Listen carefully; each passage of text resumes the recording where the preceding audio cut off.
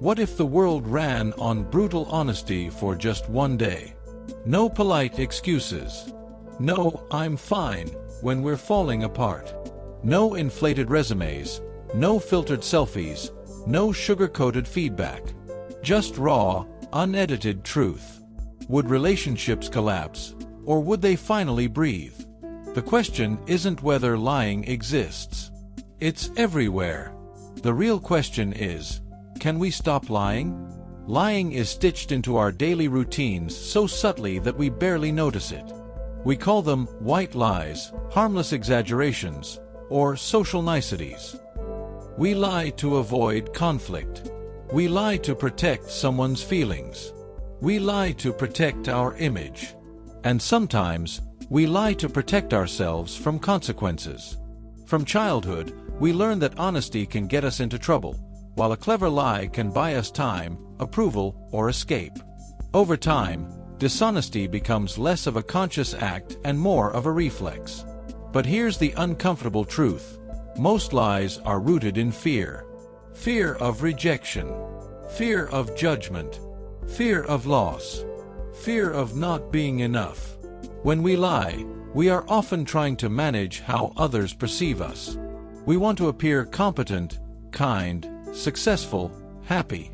We curate our words the same way we curate our social media feeds, carefully selecting what to reveal and what to hide.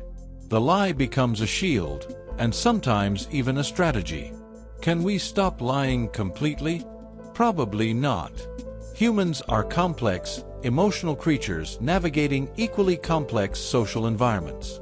Total, unfiltered honesty could be harsh, even destructive. Imagine telling your friend every critical thought you've ever had about them. Honesty without empathy can become cruelty. So perhaps the better question is not whether we can eliminate lying entirely, but whether we can reduce unnecessary dishonesty and increase conscious truthfulness. The first step is awareness. Most of us underestimate how often we bend the truth. Studies suggest people lie multiple times a day, often in small ways. Traffic was terrible. I was just about to call you. I read the email. These lies seem minor, but they create a subtle internal tension. Every lie requires memory maintenance. You have to remember what you said, to whom, and when. Truth, on the other hand, is effortless. It doesn't need editing. There's also a hidden cost to lying. It distances us from authenticity. When we consistently present a version of ourselves that isn't entirely real, we begin to feel disconnected, even when others praise us. If someone compliments you for something that isn't true, the praise feels hollow. On the other hand, when you are honest about your flaws, struggles, and limitations, and still accepted, that acceptance feels deeply validating.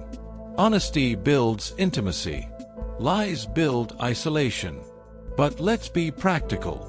Stopping lies requires courage. It means admitting mistakes instead of shifting blame. It means saying, "I don't know," instead of pretending expertise.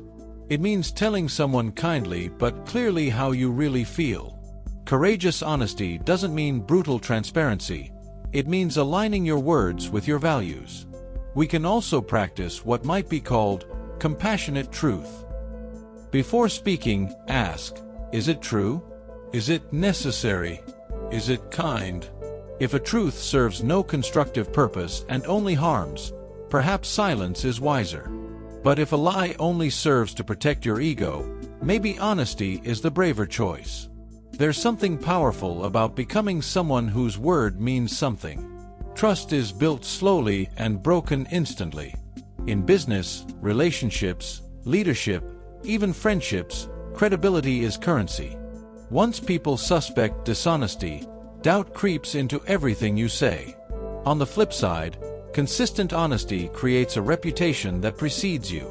People feel safe around those who are truthful. The most difficult lies to confront are the ones we tell ourselves. I'm happy. I don't care. This doesn't bother me. Self-deception can keep us stuck for years. Growth begins the moment we tell ourselves the truth about our habits, our fears, and our desires. When we stop lying to ourselves, clarity replaces confusion. So can we stop lying? Maybe not entirely, but we can choose fewer lies. We can pause before exaggerating.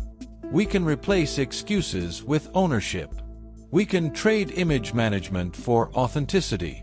And we can create relationships rooted in trust instead of performance. Imagine the freedom of not having to remember who you pretended to be. Imagine conversations where you don't have to edit yourself constantly. Imagine living in alignment with your values. That world may not be perfectly honest, but it can be far more truthful than the one we live in today. Start small.